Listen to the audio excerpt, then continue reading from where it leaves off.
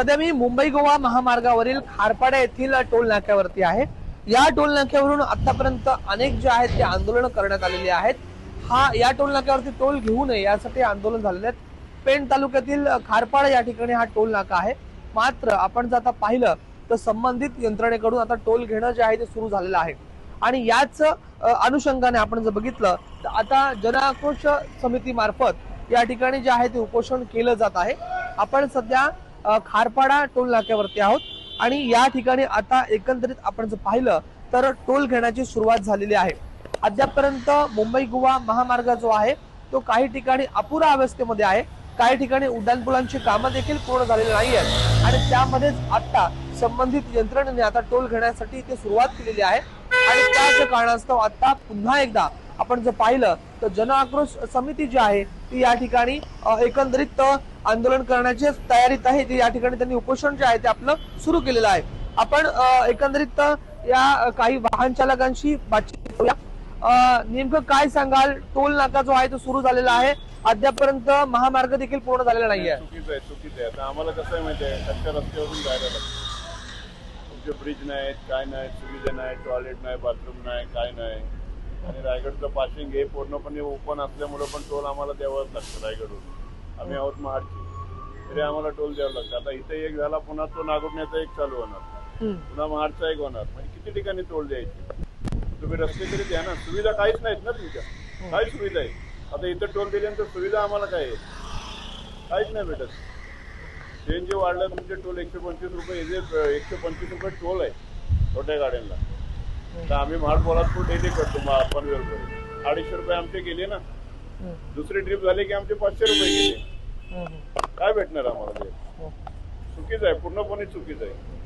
आपण जर बघितलं तर या वाहन चालकांच्या प्रतिक्रिया आहेत। एकंदरीत आता हा खारपाडाचा टोल नाका आहे आणि हा टोल नाका सुरू झालेला आहे आणि याच टोल नाक्याला विरोध म्हणून अनेक ज्या सामाजिक संघटना, राजकीय पक्ष रस्त्यावरती उतरले होते।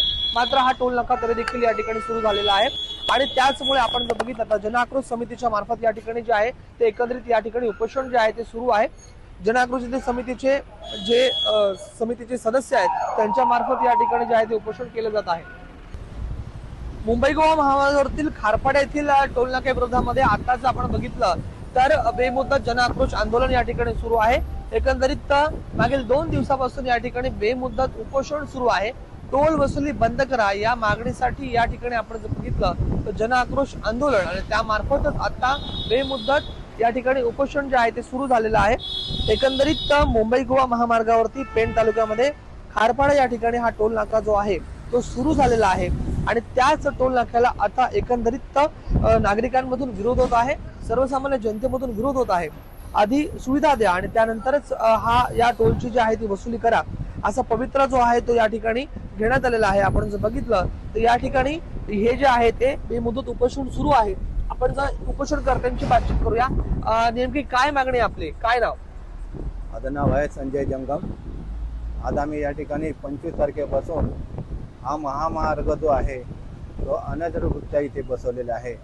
नियमानुसार 45 किलोमीटर नंतर टोल नाका चालू करणं गरजेचं असताना 32 किलोमीटरवरती या ठिकाणी टोल लावून 95 रुपयाचा टोल, म्हणजे कुठल्याही दरामध्ये न बसलेला एवढा दर, सामान्य व्यक्तीला न परवडणारा दर या ठिकाणी लावलेला आहे।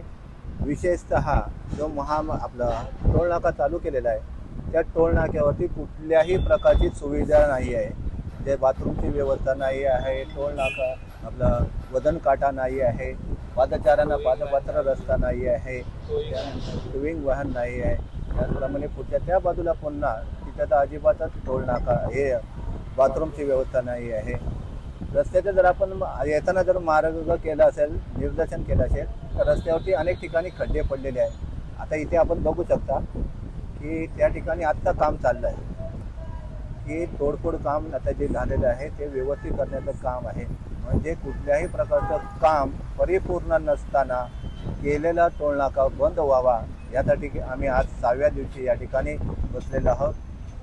किती दिवसापासून तुमचं हे उपोषण सुरू आहे? आम्ही 25 तारखेपासून 28 तारखेपर्यंत या आंदोलनाला सुरुवात केली होती आणि 29 तारखेपासून आता आम्ही आमरण उपोषणाला सुरुवात केलेली आहे. प्रशासनाच्या वतीने काही सकारात्मक प्रतिसाद मिळतोय? प्रशासनाने आतापर्यंत कुठल्याही प्रकारचं या बाबूकडे या आंदोलनाकडे लक्ष दिलेलं नाही. साधारणपणे आम्ही 3 जण या ठिकाणी आमरण उपोषणाला बसलेलं आहे. आत्ताच आपण जर बघितलं तर खारपाडा ठिकाणी या ठिकाणी टोल नाका आहे, एक सुकळीला टोल नाका आहे, असे एकंदरीत टोल नाके या ठिकाणी आहेत. त्याबाबत आपण काय सांगा? या महामार्गावरती एकूण 9 टोल नाके बसवलेले आहेत. 9 टोल नाके चालू करण्याच्या स्थितीमध्ये ते आहेत. केवळ इकडे किती विरोध होतोय याच्या प्रकारची चाचणी घेतली जात आहे. जर हा टोल नाक्याला कुठल्याही प्रकारचा विरोध झाला नाही तर पुढचे टोल नाके हे चालू करायला तयार आहेत. म्हणून ही चाचणी या ठिकाणी चालू आहे. आपण जर पाहिलं तर जनआक्रोश समितीच्या मार्फत या ठिकाणी खारपाडा टोल नाक्याच्या बाजूलाच या ठिकाणी जे आहे ते उपोषण सुरू आहे. मागील काही दिवसापासून या ठिकाणी हे आंदोलन त्यांनी केलं, मात्र प्रशासन दाद घेत नाही, प्रशासन कुठल्या पद्धतीची दाद देत नाही, म्हणून या ठिकाणी आता उपोषण सुरू झालेलं आहे. आणि मागील 2 दिवसापासून हे जे आहे ते उपोषण करते या ठिकाणी बेमुदत जे आहे ते उपोषण करत आहेत. आपल्यासोबत हे दुसरे उपोषण करते, त्यांच्याशी आपण बातचीत करूया. एकंदरीत काय सांगाल? 2 दिवसापासून आपलं उपोषण सुरू आहे, आधीच हे आंदोलन देखील झालेलं आहे, काय मागणी, काय सांगाल? नमस्कार, मी अनिकेत मेस्त्री. आज गेले 7 दिवस झाले इथे आपलं आमरण ठिय्या आंदोलन बसलं होतं. हे ठिय्या आंदोलनामध्ये 25, 26, 27, 28 या 4 दिवसामध्ये कोणतेही प्रशासकीय अधिकारी, शासकीय अधिकारी किंवा NHAIच्या अधिकारी यांनी इथे भेट दिलेली नाहीये. व 29 तारखेपासून जे आमरण उपोषण चालू झालंय त्या आमरण उपोषणास नाही कोणत्या अधिकारी, नाही कोणत्या उपोषणकर्त्यांच्या वैद्यकीय चाचण्या देखील झालेल्या आहे. म्हणजे ह्याचा अर्थ असा आहे की हे जे कोकणकर आहे ह्या अन्यायाविरुद्ध इथं बसलेत लढा देण्यासाठी, त्या कोकणकरांचा आज जीव वेशीवर आहे, तरी देखील प्रशासन झोपेमध्ये आहे पूर्णपणे. आपण बघतोय की हा टोल नाका विरोध करण्यासाठी जर बनायला गेलात तर तुम्ही लांब पुढे जाणं काय, मागेच बघा टोल नाक्याच्या पाठीमागे जो स्पीड ब्रेकर घातलाय त्याचे एवढे मोठे मोठे स्क्रू अक्षरशः वरती निघाले. आणि आज सकाळीच इथे एका टँकरचा टायर ब्लास्ट झालेला आहे. तर कोणत्या अँगलने आपण यांना टोल द्यायचा? जे टोलचे अधिकारी आहेत ते म्हणतात की हा टोल फक्त 42 किलोमीटर साठी आहे. तर 42 किलोमीटरचा अंतर जे हे बोलतात, जो पळसपे ते कासू, जर पळसपे ते कासू ह्या पट्ट्यामध्ये जर तुम्ही पाहणी केली तर तुम्हाला कोणत्याही गावाचे सर्व्हिस रोड किंवा ह्या टोलच्या 500 मीटरच्या आवारात मागे किंवा पुढे रोडला खड्डे आहेत नाही. यांच्या इकडे एक साईडला फक्त बाथरूम आहे तर त्या साईडला बाथरूमच नाही. म्हणजे एखाद्याला जर मुंबई दिशेने जाणार जर बाथरूमला जायचं तर त्यांनी ह्या जीव धोक्यात घालून ह्या टोल ओलांडून ह्या बाथरूमकडे यायचं.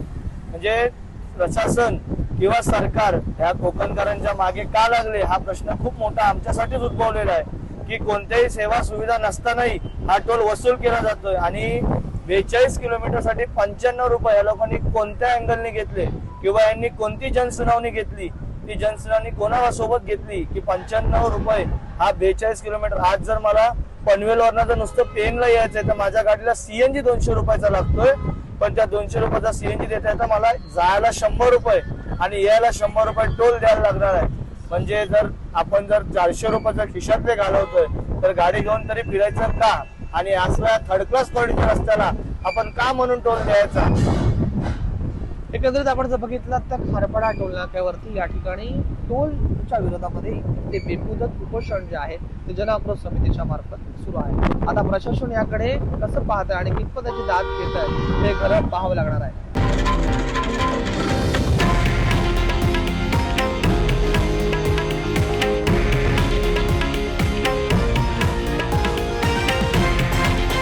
हे आहे देशातील नंबर 1 न्यूज नेटवर्क आणि आपण पाहत आहात TV9 मराठी, एकमेव.